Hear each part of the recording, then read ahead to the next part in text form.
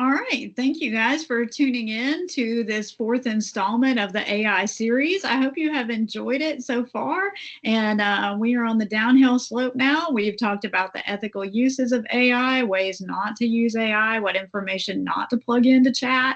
And so now we're going to talk about the future of AI, which I think you'll find very interesting. All right, so AI is here to stay, but it needs human efforts.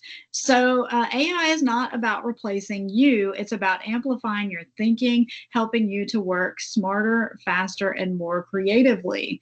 AI won't take your job, but someone who knows how to use AI might. And that's just sort of I put it in quotes, but that's sort of a phrase that's going around in the workplace, especially among Fortune 500 companies and academia.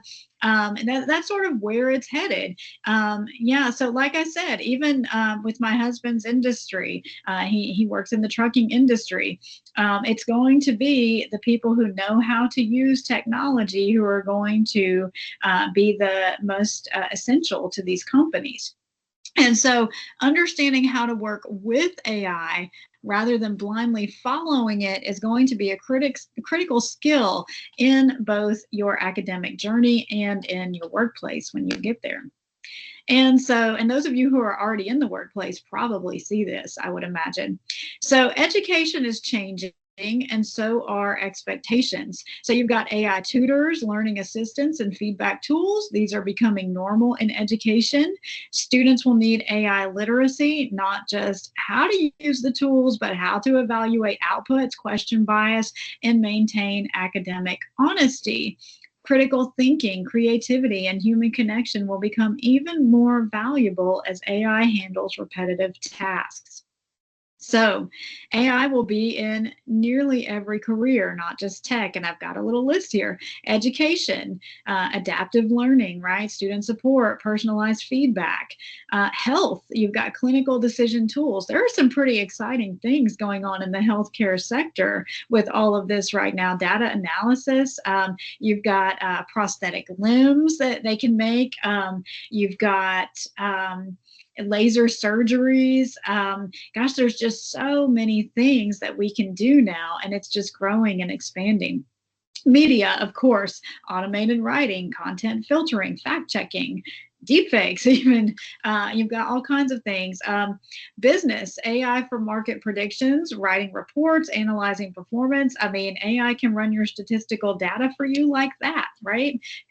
Law, contract review. You've got case law search, legal research, and in science, AI-driven discovery, simulation, data interpretation. So all of these, this is just a very short list, and I could probably make 10, a whole slideshow on this, but that gives you an idea of where we're headed.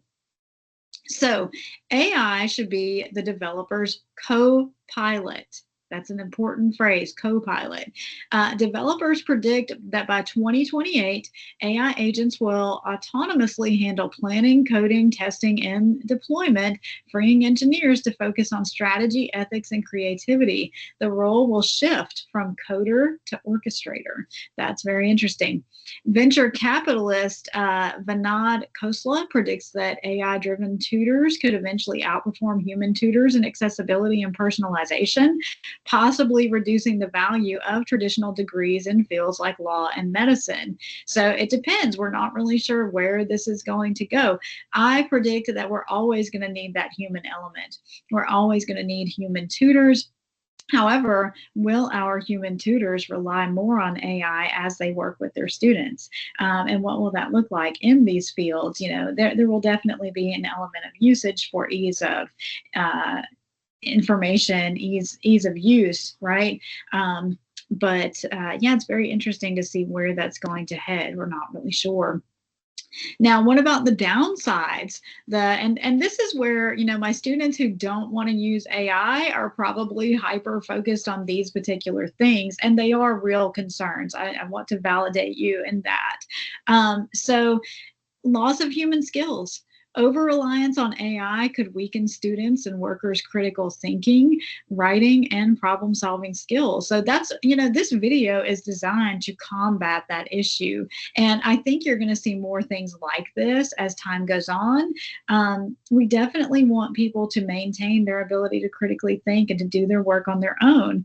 And even before the age of AI, you had students who really didn't want to put the effort into it, but now they have even more ways to emerge with a degree, with a high grade without putting that effort into it. And so we really want to encourage our students that we don't want to lose human skills.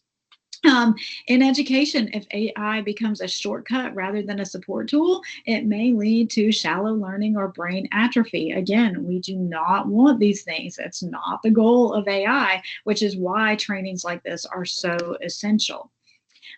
Bias and inaccuracy, I touched on this as well. AI models often reflect biases that are present in their training data, leading to unfair or misleading results in grading, hiring, policing, or healthcare, and other fields as well. Research by Rosato and others suggests that AI tools like ChatGPT often emphasize, quote, establishment sources of information. Because these sources tend to have liberal or left-leaning bias, conservative viewpoints may be underrepresented or filtered out. And, it's because how much information is out there, and it's a large language model. If you have more information on the liberal side than the conservative side, it's going to see that, and that's why it pulls that way. And so that's why it's so important to know to ask for multiple perspectives on things so that it will pull all of the information for you instead of just a large language model that it sees. AI tools may collect, store, or leak sensitive personal, academic, or medical data, especially when used. And this is another issue. The public is not well educated on this yet, and we do have people who are plugging this in. The word needs to get out on this particular thing. And students and employees often don't realize that they're handing over data that can be used to train future models. They just see it as a practical tool for themselves, right? Job displacement. So as AI handles more tasks and some jobs disappear, roles involving routine writing, data entry, or analysis may become scant. Inequities may widen if access to AI tools, training, and digital infrastructure is uneven. It could give wealthier institutions or individuals an unfair advantage. Not to mention there are other ways that inequities may occur as well. So ethical and existential risk. So some experts warn that advanced AI could pose risks beyond specific use cases, such as manipulation of public opinion, autonomous weapons, or loss of human oversight in high-stakes systems. We are not ready for what's coming, says Geoffrey Hinton. We need to start thinking hard about how we want AI to behave. And so there's an ethical question there as well. How do we program AI? If you've ever seen the movie I, Robot with Will Smith, it's a fun little flick, right? And so I just watched it while I was on vacation the other day, just sort of as a refresher. And of course, some of this stuff is science fiction. It's made for entertainment value, but there's a real question of like, how do we program AI? And we want to be in charge of it. Again, we want our developers to be in charge of it. You need to be in charge of it as you use it. So why does it matter?